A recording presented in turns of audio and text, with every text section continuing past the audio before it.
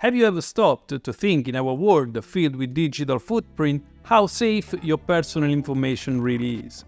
I'm Marco, and in today's video we are exploring a topic that's becoming alarmingly relevant. I'm talking about identity theft, but more importantly I'm here to guide you through the dirty waters of identity theft recovery. Whether you've been a victim or you're just proactive about your digital safety, this video is packed with essential information and practical advice. Together we will explore what identity theft really means, its impact on all of us, and most crucially, effective strategies for recovering and prevention. So, if you're ready to arm yourself against this modern day threat, let's jump right into today's video.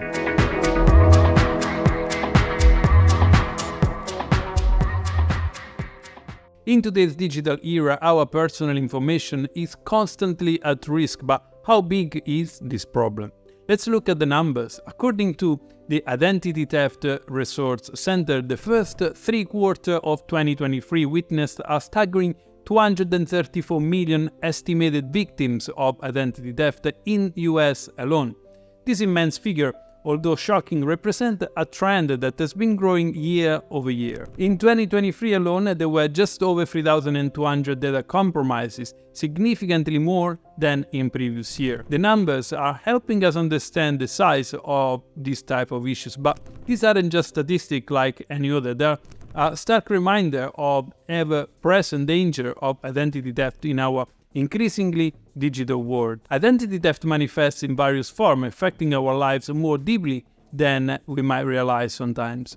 And I'm not just referring to the stolen credit cards or compromised social media accounts. This goes beyond the associated financial losses. Identity theft is impacting victims in a very personal way, so let's understand what we are actually up against. At high level, identity theft involves someone stealing your personal information to then commit different types of fraud. This can range from unauthorized credit card purchases to someone taking out a loan in your name, or even using your identity to receive medical services, which can have serious implications for your medical records and health insurance. Imagine waking up one day to find out that someone else is living a life on paper that is yours. It's terrifying, isn't it? Victims often speak about the stress and anxiety that this can cause, feeling violated in their personal space. As I mentioned before, this is not just about the money, it's about the peace of mind, and legally the consequences can be just as severe. Clearing your name, fixing your credit card score, and dealing with potential legal issues, very daunting task. So the emotional and financial turmoil can continue for much longer after you first find out to be unfortunate victim of identity theft. So how do you bounce back from identity theft? If you are facing right now identity theft, what's next? The path to identity theft recovery involves several key steps, and acting fast is very crucial. Let's look into the main steps that I can suggest you to take, and to start with your identity theft recovery. Report any card fraud. Immediately inform your bank and credit card agencies about the fraud. This helps in minimizing the damage and initiate the recovery process.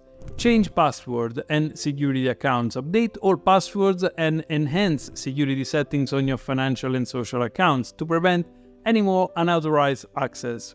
Set up a fraud alert or credit card freeze. Placing a fraud alert on your credit card reports is a straightforward process, and it makes it harder for an identity theft to open more accounts in your name. To set up a fraud alert on your credit freeze for identity theft recovery, you need to contact one of the 3 major credit bureaus, for example, Equifax, Experian, or TransUnion. When you place a fraud alert, the bureau you contact will inform the other 2. And a fraud alert essentially makes it harder for someone to open new credit cards in your name, as businesses need to verify their identity first. It's free and lasts 1 year or until you lift it. For more detailed steps, you can refer to the official guide on the Federal Trade Commission's website. Maintain a detailed log of all actions, including dates and times of communications and copies of the correspondence. Report the identity theft to appropriate local authority or financial fraud agencies in your country. For example, in the US, you can file a report with the Federal Trade Commissions, the FTC, and similar reports can be filed with your respective national fraud or consumer protection agency. If your identity was used in criminal activities, consider also filing a police report. This step is very important for your identity theft recovery regardless of your location. Check your credit reports regularly. For some time, you will need to monitor your credit reports from any of the 3 major credit bureaus that I mentioned before, like Equifax, Experian, TransUnion, and look for any unfamiliar activities. For how long you should do this can vary, of course, but as you will see fewer and fewer unauthorized activities, you can then gradually reduce your credit report activity checking. Considering professional help is also a wise step in your journey of identity theft recovery. Specialists in this field can navigate you through complex processes and provide invaluable support sometimes. If you are interested in receiving recommendations for agencies specializing in identity theft recovery, let me know in the comments of this video. I have already researched before organizations to assist victims of crypto scams in recovering funds and would be very happy to find out for you trustworthy resources for any victims of identity theft. So let me know in the comment if you want me to research that for you. Now that we have equipped ourselves with knowledge and strategies for identity theft recovery, what is the next step? Take action, be vigilant about protecting your information, check your bank account statement regularly, be cautious about sharing personal data, and stay informed about the latest security practices. Don't just stop there. If you think this information that I created can be valuable to others, share this video with your friends and contacts, because knowledge is our best defense, and the more people are aware, the safer that we all are. If you found this video helpful, press the like button and subscribe to my channel for more insight into regulatory compliance and financial crime. To actively support this amazing community, check out my Patreon link in the video description, or you can show your love just with a super thanks directly on this YouTube video. So that's all for now. Thank you for watching, and until next time, see you soon.